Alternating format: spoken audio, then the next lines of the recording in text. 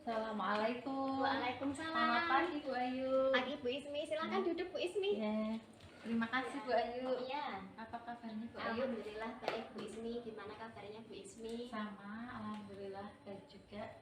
Maaf Bu Ayu mengganggu Iya, waktunya. tidak apa-apa Bu Ismi. Saya bermaksud datang ke sini. Saya itu punya kasus Bu Ayu di lembaga saya, di TK saya, khususnya tentang siswa, tentang murid saya yang saat ini saya hadapi. Iya, kalau boleh saya tahu kasusnya bagaimana Bu Ismi? Kasusnya itu ini kan sudah berjalan setelah 3 bulan ya Bu ya. Iya. Itu di sekolahan saya, siswa yang lain itu sudah alhamdulillah sudah mau lepas dari ibunya, tetapi ada salah satu siswa itu yang tidak mau lepas dari ibunya. Ibunya itu disuruh masuk terus ke kelas. Setiap hari itu saya kasih masukan, saya kasih motivasi biar anak itu mau lepas dari ibunya, seperti teman-teman. Yang saya khawatirkan kalau dia tuh terus-terusan seperti itu kan malah teman-temannya tidak mandiri, terus anak-anak yang lain juga pengennya meniru seperti itu. Kalau menurut Bu Ayu apa ya solusi-solusi dari itu? Kita saring dulu ya Bu Ismi ya. Kalau begitu berarti menurut Bu Ismi itu termasuk dilema etika atau bujukan moral. Mungkin bagaimana Bu Ismi selama ini dapat mengidentifikasi kasus-kasus yang merupakan dilema etika atau bujukan moral? Yang termasuk kasus dilema etika. Iya, bagaimana cara Bu Ismi mengidentifikasi kasus tersebut? Pertama kan saya mengumpulkan itu dulu ya, mengenali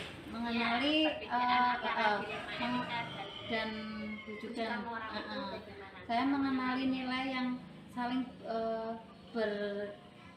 bertentangan dengan situasi tersebut Bu Ayu. Itu yang untuk itu ya bujukan moral iya, ya. Kalau yang untuk dilema selama ini Bu Ismi bagaimana dapat mengidentifikasi kasus-kasus yang merupakan dilema etika atau dilema atau bujukan moral?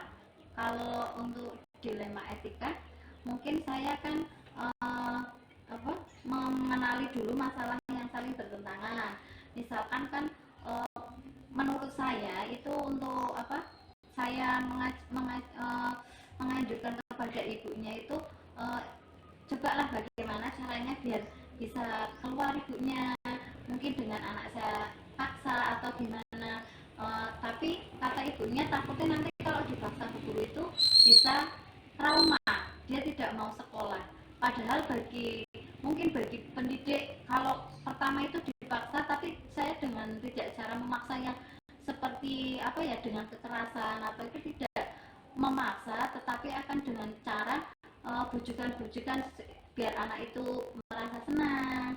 Bagaimana lah cara kita kalau misalkan kok ibu itu kurang suka atau gimana, kalau itu baik untuk anak ya saya tetap melakukan Bu Ayu seperti itu. Berarti ini Bu Ismi itu bingung ya karena ini sama-sama benar menurut Bu Ismi ya. Menurut orang tua kalau orang tua juga benar, kalau dipaksa takutnya tidak mau sekolah. Jadi selama ini bagaimana Bu Ismi menjalankan pengambilan keputusan di sekolah, terutama untuk kasus-kasus di mana ada dua kepentingan yang sama benar-benar atau sama-sama mengandung nilai kebajikan ya.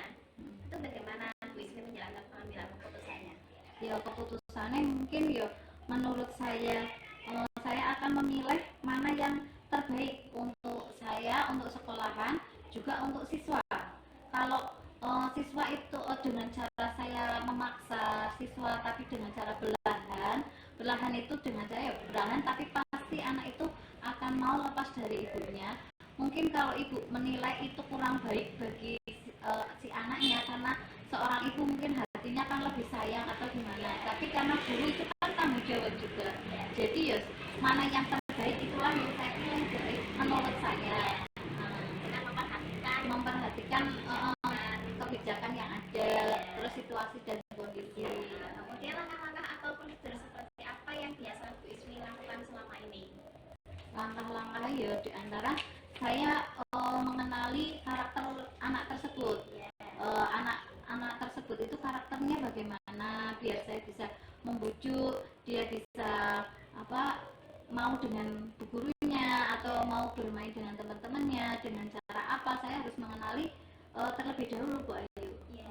Kemudian hal apa saja yang selama ini Bu Ismi anggap paling efektif dalam pengambilan keputusan pada kasus-kasus dilema etika ini? Hal-hal yang dianggap paling efektif Oh. dalam pengambilan keputusan dilema etika. Hal-hal yang saya itu adalah saya keputusan saya adalah misalkan mereka kurang suka atau kurang memahami cara saya bagaimana membujuk anak. Mungkin di salah satu wali siswa itu kan kurang memahami sikap yang saya lakukan. Nah itu ya, walaupun dia kurang memahami, nanti saya benci, saya tetap menjalankan yang saya buat untuk anak itu bisa terlepas dari ibunya. Kemudian yang selama ini merupakan tantangan dalam pengambilan keputusan dalam kasus-kasus dilema etika itu apa, Bu Ismi? Tantangannya mungkin mental ya. Untuk mental saya berarti saya berarti mau dibenci sama wali murid. Biasanya kan di luar sana wali murid juga mengatakan Bu Guru ini terlalu galak, Bu Guru ini terlalu ketat, terlalu beginilah, banyak aturan atau gimana. Itu ya termasuk berarti tantangan untuk saya. Berarti itu termasuknya kan individu lawan kelompok ya.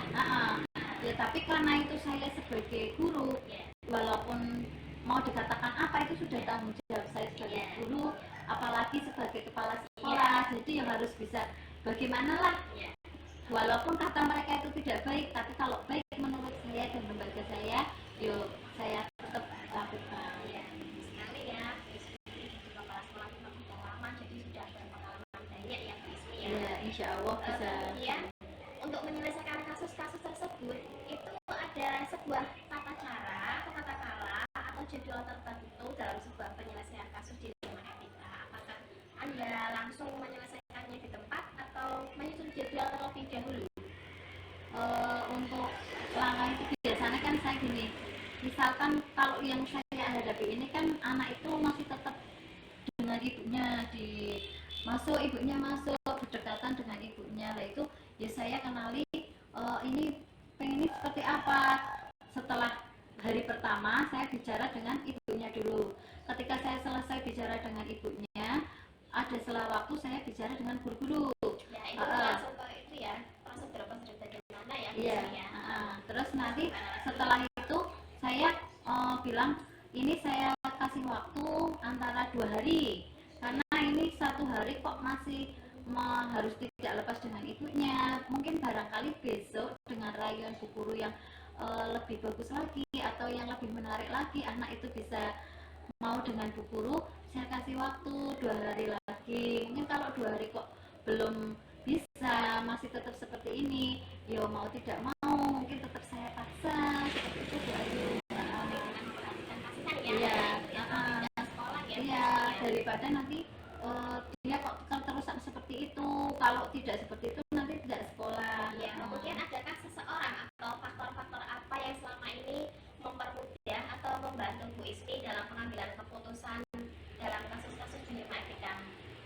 Alhamdulillah setelah saya jalani yang seperti itu, guru mau bekerja sama dengan adanya saya mengomunikasikan, saya mengkonfirmasikan masalah seperti ini. Terus wali murid walaupun ada salah satu wali murid yang kurang senang, tetap menentang, terus dengan cara seperti ini tidak setuju, itu tetap, tapi alhamdulillah di lembaga itu bisa berkonfirmasi bersama, bisa bekerja sama untuk masalah tersebut. Komunikasi dengan komunikasi dan kerjasama antara guru satu lembaga, juga wali murid dan juga anaknya. Kemudian dari semua hal yang telah disampaikan Bu Ismi, itu pembelajaran apa yang dapat dipetik dari pengalaman Bu Ismi mengambil keputusan dilema etika? Dari pengalaman itu saya mendapatkan pengalaman dari tahun per tahun kan mesti ada ya Bu. Kasus-kasus itu mesti ada. Pertama misalnya yang tahun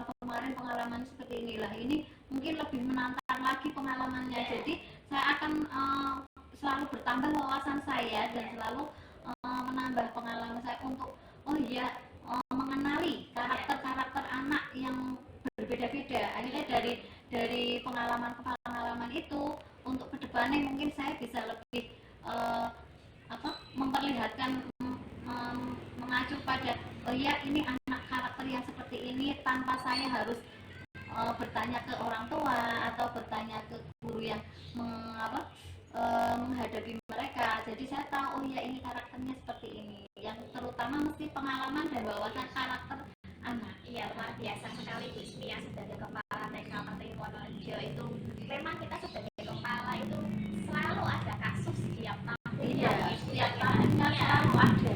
Kita harus menyelesaikan kasus itu ya, termasuk dilema etika, dilema moral. Jadi mungkin kalau solusi dari saya, karena Bu Ismi tadi sudah sharing dan sudah banyak menangkap, itu kita dengan mengambil keputusannya setelah kita cari termasuk dalam dilema etika atau juga moral, nanti kita ketentukan, kita lihat dulu dengan 9 langkah pengujian ketepatan pengambilan keputusan.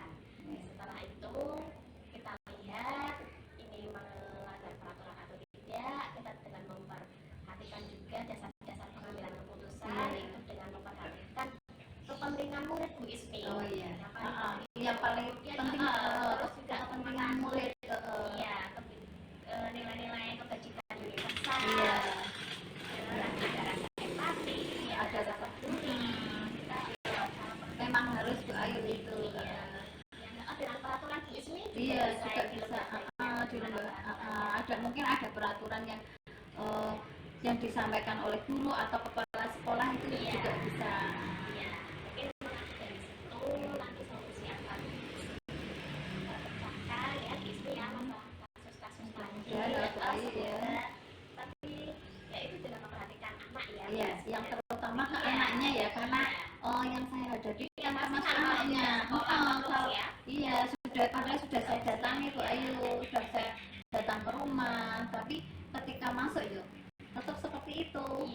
Mungkin ya apa sudah karakternya. Ya, ini saya masih menunggu antara jarak 1 minggu ke depan. Mudah-mudahan ya ada perubahan Bu Ayu. Dengan saya sharing dengan Bu Ayu, mungkin ya juga saya dapat pengalaman yang lebih bagus lagi untuk saya sampaikan ke siswa tersebut. Semoga bermanfaat ya Bu Ismi ya, jangan bosan-bosan. Ya Bu Ayu, terima kasih nih Bu Ayu sudah mengganggu waktunya Bu Ayu. Mungkin ya sedikit mengganggu Bu Ayu ya, tapi mudah-mudahan saling tukar pengalaman Bu Ayu ya. Saling sharing. Nanti mungkin apa kasus seperti itu akan bisa muncul di TK saya. Bisa barangkali Bu Ayu ya. Untuk itu mungkin cukup Bu Ayu karena waktunya sudah sudah siang, masih ada yang saya lakukan lagi. Sebelumnya saya minta maaf, terima kasih banyak atas masukan-masukannya. Semoga saling bermanfaat ya Bu Ayu ya. Terima kasih Bu Ayu atas waktunya. Permisi dulu Bu Ayu. Ya silakan Bu Ismi, hati-hati ya. Terima kasih Bu Ayu.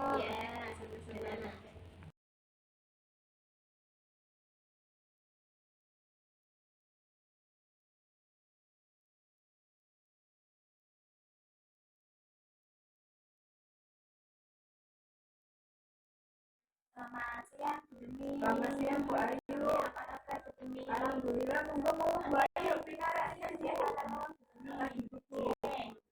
Ini kedatangan saya ke sini berhubungan dengan tugas kita dari calon guru penggerak tentang demonstrasi konstekstual modul 3.1 tentang pengambilan keputusan seorang pemimpin.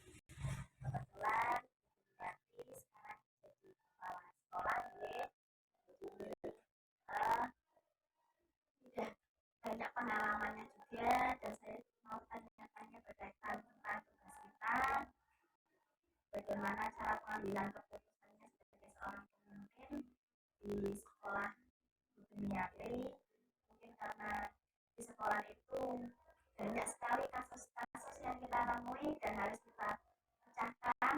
Bagaimana cara pengambilan keputusannya, nanti kita sharing bersama Bu Deni ya. Jadi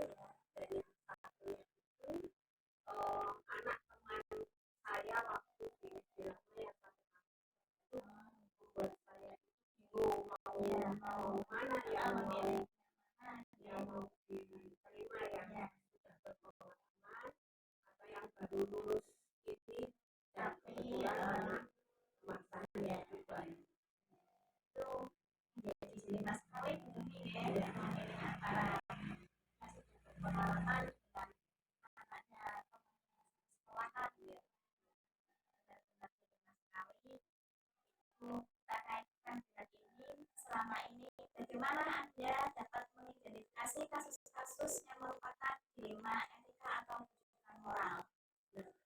Biasanya untuk mengantisipasi atau menganalisis